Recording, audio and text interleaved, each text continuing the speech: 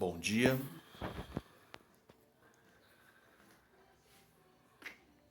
Quinta-feira, quase sexta. Vamos aí o que nos interessa. Acabando mais uma semana. Nós estamos vendo o governo Vargas.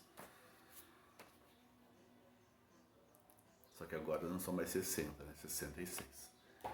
A era Vargas.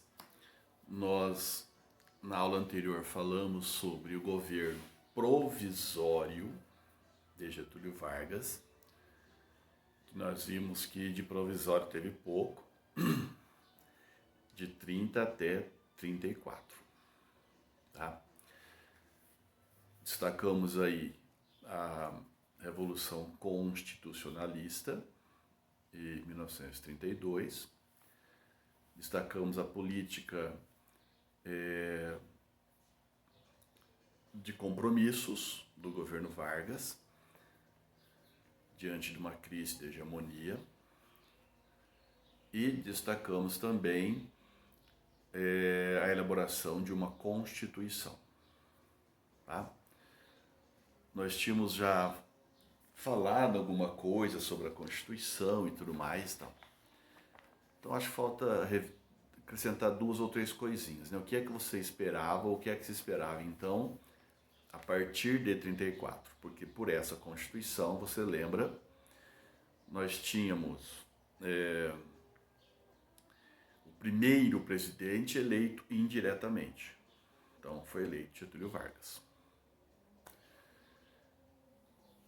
Mas pelo governo provisório e pela Constituição, você já vai imaginar uma política econômica com maior diversidade. Nós vimos que ele vai recuperar o café, mas vai incentivar a produção de outras atividades agrícolas e tal. Vai incentivar a indústria, então acabar com o domínio total, né, da aristocracia agrária, né? Mesmo que ele faz aquele acordo, não vai mexer no campo, né? Reforma agrária nem pensar. Essa industrialização aí vai ser no esquema da substituição das importações, que nós já falamos bem no ano passado, né? Então, começar a substituir aquilo que nós importávamos, começar a produzir aqui. Nas questões sociais, vamos dizer assim, pela Constituição, o que nós temos ali de destaque? Lembra que eu falei que incorporou na Constituição as questões trabalhistas? Então, isso implicaria no quê? Então, tal parte do texto vai falar mais ou menos lá. O voto secreto, nós já falamos. O voto feminino, a partir da integração do Código Eleitoral de 32. Salário mínimo, isso também não existia. E a proposta é que seja um salário mínimo aceitável, né? Descanso semanal remunerado, né? Como tem até hoje. Férias remuneradas, também não existia esse negócio de férias, pode parecer absurdo, mas era assim. Não, vai dar prejuízo, isso não pode, vocês estão louco. Pois é, veja que isso não é só no Brasil, isso aqui é uma mudança que está acontecendo. Lembra lá do New Deal, lá nos Estados Unidos, depois da crise de 29, vai ser introduzido aqui. E esse é o mundo capitalista, norte-americano, agora o Brasil. Mas lembra também lá do fascismo de Mussolini, que ele também vai trabalhar com as questões das leis do trabalho, tá? Carta de Lavoro, né? Tá. Jornada de trabalho, 8 horas. Olha que demorou para chegar a 8 horas, hein, gente? Previdência social. Então, antes você ficou velho, dançou, né? Quase que nem hoje. Mas agora tem aposentadoria e tudo mais. E também fala da autonomia dos sindicatos. Quer dizer, durante a Primeira República, o sindicato ele é praticamente, é, não é que ele é clandestino, mas ele é um proibido, ele é difícil, eu já falei da dificuldade das greves, né? A Primeira República tratou o trabalhador, Primeira República, você lembra, como caso de polícia. Manifestações, passeatas, greves, tudo caso de polícia. Você vai lá e reprime. Agora o governo Vargas vai legalizar isso. Não, trabalhador, porque se você vai investir na industrialização, vai aumentar o número de operários também. E aí você vai tratar tudo como? Só na violência? Então aí você vai trabalhar de outra forma. Como? Você vai legalizar o sindicato. Mas então aí os caras vão ficar mais fortes. Só que esse sindicato legalizado, ele vai ser atrelado ao Ministério do Trabalho.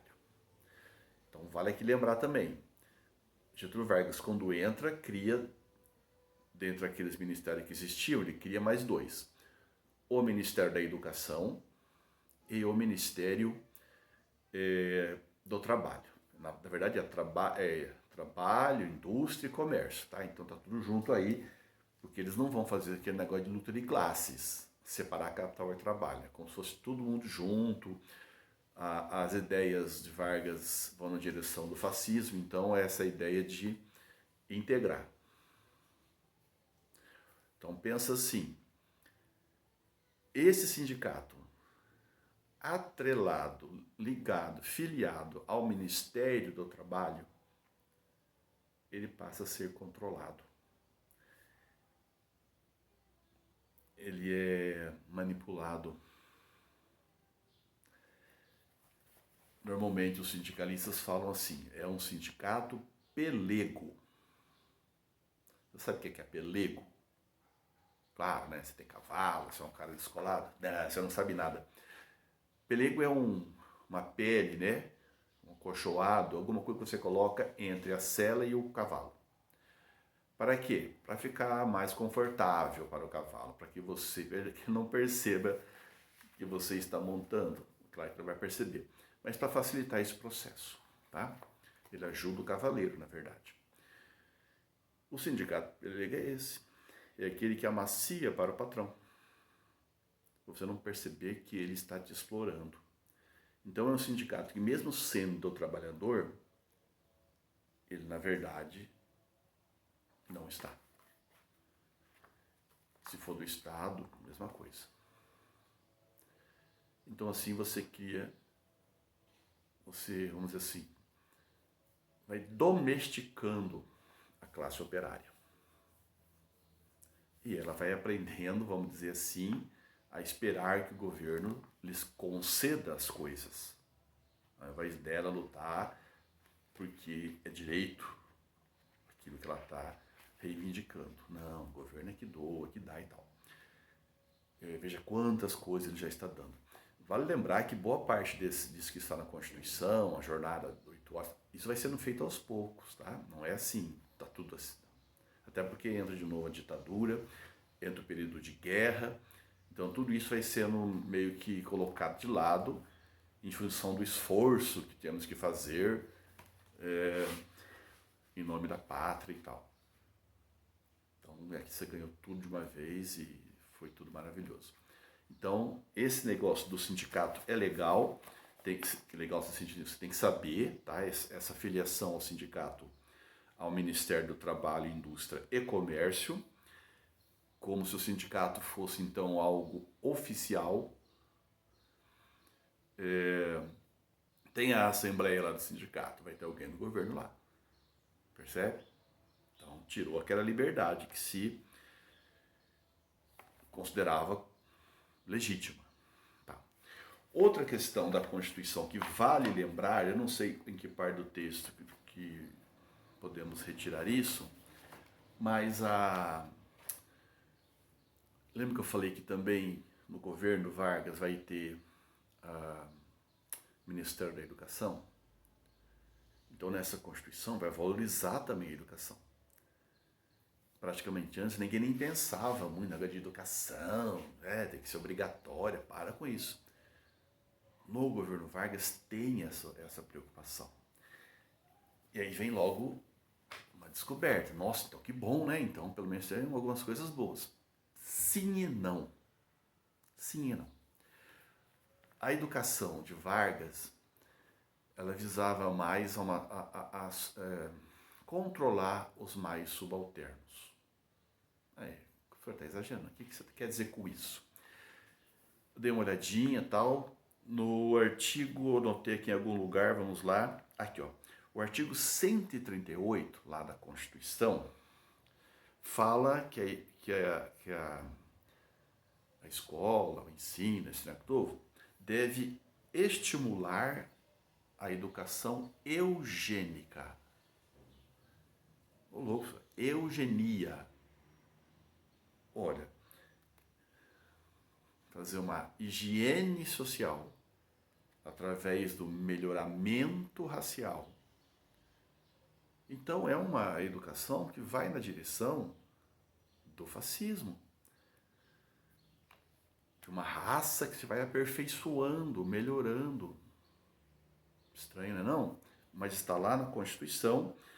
Então a finalidade era de fazer aqueles bem-nascidos se potencializarem ao máximo, né, os cargos, nas condições de vida, etc., e manipular os subalternos, cada um na sua. Esse processo de eugenia, ele está legalmente, né, a partir da Constituição de 1934.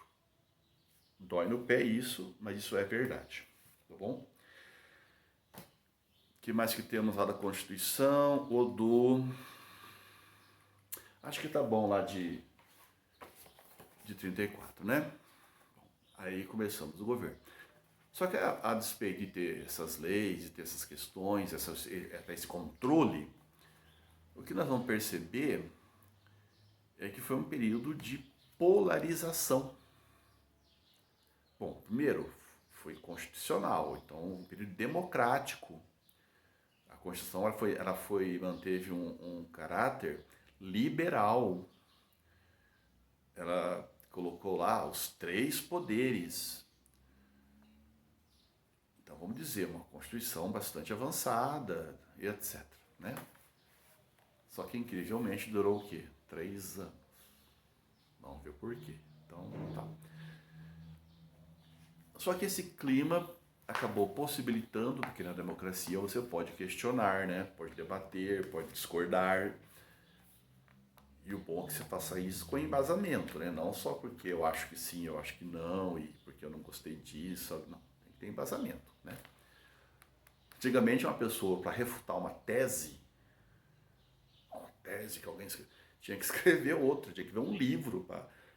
Agora não, né? Agora, eu acho que não é, não. Pronto. E aí, pronto, já inventa uma coisa e... Bom, voltando aqui. Então, polarizou. E aí provocou o quê? Uma disputa política entre esquerda e extrema-direita. Não é nenhuma novidade mundial isso. Nós já vimos que o mundo estava assim. Depois da crise de 29, que deu um choque no capitalismo liberal, e a Rússia não sofreu a influência porque ela era comunista e a economia era planejada, o socialismo soviético passou a ser visto diferente por muitos grupos. Uma possibilidade. E cresceu esse movimento, inclusive o movimento operário. Então, do outro lado, teve uma reação. A reação do capitalismo tradicional aqui de direita foi o keynesianismo, a questão de que o Estado tem que intervir na economia, não pode ficar, né, deixa fazer, deixa passar. Não, foi uma. A outra saída, então, era o socialismo. E vai que aparece uma terceira saída, que também é capitalista, apesar de falar que não era. É uma saída anticomunista e antiliberal, que foi a saída do fascismo, adquirindo nomes diferentes em lugares diferentes. Isso que está acontecendo no mundo, que também está aí nos anos 30, Na Itália começou um pouco antes, obviamente, mas que está aqui no mundo. Vai acontecer também no Brasil. Então, no Brasil, nós vamos desenvolver grupos de tendência fascista, não só tendência, mas prática mesmo, né? E o oposto. Então, vai ser um período polarizado por esses dois grupos. Beleza? Beleza. O primeiro que aparece aí no nosso texto, então vamos seguindo aqui dentro do que nós podemos, o nosso esquema aqui, tá? Então ele fala de cara no parágrafo primeiro, o que ele chama aí de influência do contexto internacional, que é esse que nós acabamos de comentar aqui. Foram sendo criados no Brasil vários grupos de extrema-direita, vários grupos de tendência fascista, ou nazi-fascista, você pode falar como você achar melhor aí, pelo Brasil. Tá? Tem uma revista aqui, Nazismo no Brasil. Tá? Essa revista fala assim, ó, documentos, tal, coloca o Brasil como o maior grupo de nazistas fora da Alemanha estavam aqui. E tem, né? Vamos concordar com algumas coisas, outras não. Mas estava acontecendo isso. Só que pela teoria do fascismo ou do nazismo, eles não aceitam os partidos políticos, né? Nós já vimos. Só o deles. O partido fascista, o partido nazista, o nacional-socialista, os trabalhadores alemães. Então ficava muito estranho e incoerente ter vários pequenos grupos ou vários grupos de tendência fascista. Então esses grupos vão se unindo. Tá? Alguns eram grupos, legião, liga, tal. Aí eles vão se unindo para formar um só. A ideia que eles têm, inclusive, é essa, uma unidade. Lembra o Hitler falava? Um Reich, um governo, um filho. Aí, ó. Vamos aguentar. E eles se uniram em torno de uma sigla chamada AIB. Está aqui no nosso texto, segundo parágrafo. Ação Integralista Brasileira. A Ação Integralista Brasileira se torna pública tal em 1932. Tem vários elementos aí de destaque, né? O Gustavo Capanema, Francisco Campos, Miguel Reale, e o filho Miguel Reale Júnior é aquele que fez o principal articulador do impeachment da presidenta Dilma. Eles aqui estão articulando esse movimento fascista. Mas o principal deles era um cara chamado Plínio Salgado, que eu já devo ter citado para vocês. Porque o Plínio Salgado ele participou daquela Semana de Arte Moderna de 1922. Claro que ele não teve o mesmo destaque, né, do Oswald de Andrade, Mário de Andrade, aquele povo todo lá não. Aqueles modernistas, né, mais cultuados, né? Hoje, vamos dizer, né, estão aí e tal. E que foram com uma posição bem crítica, né? E nas diferentes áreas da arte aí. Ele nem tanto. Então, mas ele foi também fundador de um grupo verde-amarelo, na verdade chamado verde-amarelismo. Então aqui ele já tem aquela tendência nacionalista, dentro daquele esquema que nós vimos, o nacionalismo exagerado aqui. Portanto, ele já participava lá. Ele vai estudar, continuar e tal, aperfeiçoar isso, e vai ser o principal membro fundador aqui dessa Ação Integralista Brasileira, AIB. Então, integralismo. E o integralismo, já no ano seguinte, já em 1933, provoca uma grande marcha, porque eles vão ter algumas características, né? Então, o integralismo ele vai se espelhar no nazifascismo europeu. Então, ele nasce sabidamente de extrema-direita, mas ele coloca como uma opção. Combateu o avanço do comunismo soviético.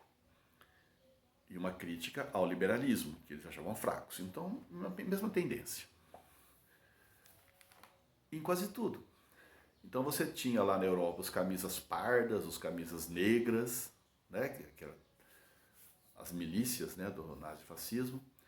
Aqui vai as camisas verdes. Então eles tinham uniforme, farda.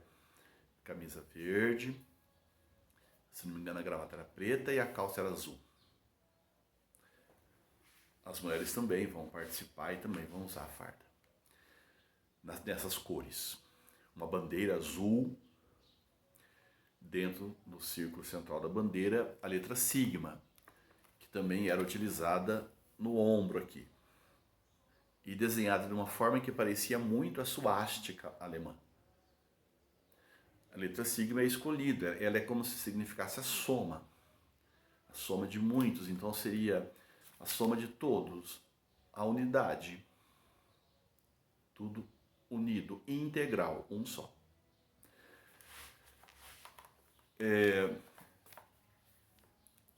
Os nazistas, eles eram supernacionalistas, eles vão buscar a origem deles lá no arianismo, vão até falsear um pouco a história para falar disso. E os fascistas na Itália, Roma. E o Brasil, né? Como é que o Brasil ia falar em raça pura, sendo que o nosso povo, na sua esmagadora maioria, é miscigenado. Então aqui ficou complicado esse aspecto, vai trabalhar isso. Mas eles foram buscar lá uma origem. O destaque era o indígena. Não tem ninguém mais nacional do que o índio. Infelizmente foi algo meio que superficial, né? Quer dizer, nunca vi muita coisa que eles fizeram de bom para os índios. Mas aproveitaram essa origem. Tanto que o cumprimento que eles faziam, a saudação, que era a saudação que o nazismo espalhou pelo mundo, a mão estendida, eles falavam Anauê, que é uma palavra de origem indígena. E aí como é que tá? Né? Era o cumprimento deles, Anauê, de origem indígena. Então você tem toda uma simbologia, uma preocupação com isso aí. Mas no campo das ideias também era isso daí. Até o semitismo, até essa questão antijudaica aparecia aí. A questão do Estado forte, centralizado, acabar com os partidos políticos. E aqui um integralismo muito próximo também de grupos católicos. Então essa proximidade da religião. Hoje você vê, inclusive, a política também, hoje de tendência muito fascista aqui no Brasil, também próxima da religião. Agora, não só católica, né? Agora religiões aí cristãs. Nessa época, sobretudo, a religião católica, muito próxima aqui. Isso também tinha acontecido lá na Espanha e também tinha acontecido lá em Portugal. São países católicos e onde o fascismo também teve um apoio bem considerável da igreja. Tá bom? O nosso texto chega a falar de 44 mil células, etc. A saudação nazista na UE, nós já falamos, camisa verde. A camisa verde deu a eles também uma... como é que se fala? Um apelido, né? Verde e tal. Gostava muito de brigar. Normalmente as esquerdas e os grupos sociais eles fazem passeatas, né? Vamos dizer assim. Os fascistas falam marcha. Vamos marchar. Porque tem esse lance militarizado, né? Sociedade militarizada. Então, quando encontrava comunistas pela rua, era o maior quebra-pau. Mesmo de brigar na rua, de soco e tudo mais. Tá? E aí teve um episódio em que uma marcha integralista se encontra com grupos opositores, no caso antifascistas, e teve o maior quebra-pau. E nesse caso, os integralistas acabaram fugindo. E aí a imprensa, então, estava lá no jornal, né? Os integralistas não correm, 2 pontos, 3 pontos, voam. Não demorou muito para o jornal, lá, o articulador tal, escrever, né? Identificá-los como galinhas. Galinhas, no sentido de covardes, porque fugiu. Galinhas verdes. Então virou chacota e tal. Vai ter. Bom, depois soube-se que o jornalista que desenvolveu essa ideia, que ficou até hoje, tá? As galinhas verdes, mas o jornalista que desenvolveu essa ideia foi gentilmente sequestrado e torturado. Levou, né? Porque era um pouco da prática e eles não iam tolerar, né? Essas questões. Deixe-me ver se falta alguma coisinha aqui, porque tem muito detalhe. Gente, a questão do integralismo muito forte. Você tem que olhar no seu texto essas gravuras, tá? Que mostram isso aí. O próprio Plínio Salgado, a configuração dele era meio magrinho, pequenininho assim, né? Corte de cabelo, aquele bigode já estilo Adolf, né? Aparece quase uma cópia, né, do Hitler. Então acho que já tá bom aí do integralismo e tal. Na página 30 tem ali uma foto muito legal com várias mulheres, né? E crianças vestindo a farda. Interessante essa foto aí. Me parece que só essa aí, que é uma... No nosso texto aqui do resumo, na 330, tem um cartaz aí. Então tá lá, na UE, a letra sigma, o rapaz ali de farda. Então esse visual todo aí é bom você, de alguma forma, você vai olhar, já vai lembrar quem é, sem ter que ler texto, sem ter que discutir muito além do que já está aí. Identificar se tem mais alguma coisa aqui para nós, aqui não. Então tá bem, vamos para frente. Bom, o Getúlio Vargas vai se aproximar desse grupo. Eles têm ideias muito parecidas. Porém, Getúlio Vargas não quer se submeter a grupo nenhum. Mas ele está tendendo para esse lado aí. Mas assim como aqui, lá fora, aqui vai aparecer o grupo contrário a esse. Começam a se formar grupos antifascistas. Até hoje tem, né? Grupos antifascistas. Esses grupos vão formar uma frente com socialistas, comunistas, mesmo liberais, democratas, aqueles que não concordavam com as ideias do fascismo. E eles vão fazer a oposição, para que se encontravam nas ruas. Nesse grupo vai surgir alguns líderes, e dois muito improváveis. Um improvável e o outro até que óbvio.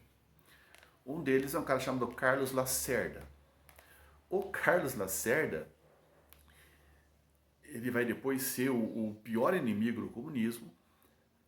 Ele vai ser um dos responsáveis principais do suicídio de Vargas, um dos personagens principais do golpe de 64. Ele era advogado, jornalista, político, né? Carlos Lacerda.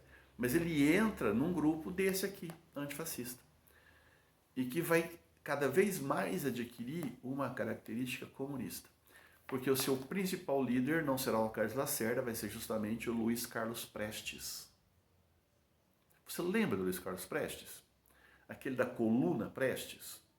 Então aquele Luiz Carlos Prestes, que tinha feito a coluna lá do movimento tenentista, depois se exilou lá na Argentina, depois teve contato com os comunistas uruguaios, argentinos, não sei o quê, acabou estudando o marxismo, foi para a Rússia, foi para Moscou e virou um comunista, né? um militante do comunismo e tal. E ele vai ser o presidente de honra desse grupo. Esse grupo que aparece aqui vai ser chamado, tá lá, ó, ANL. Aliança Nacional Libertadora, que começa com essa formação mais heterodoxa, assim, né? Com vários grupos. Deixa eu dar uma olhadinha aqui no tempo para que eu possa ver se continuo.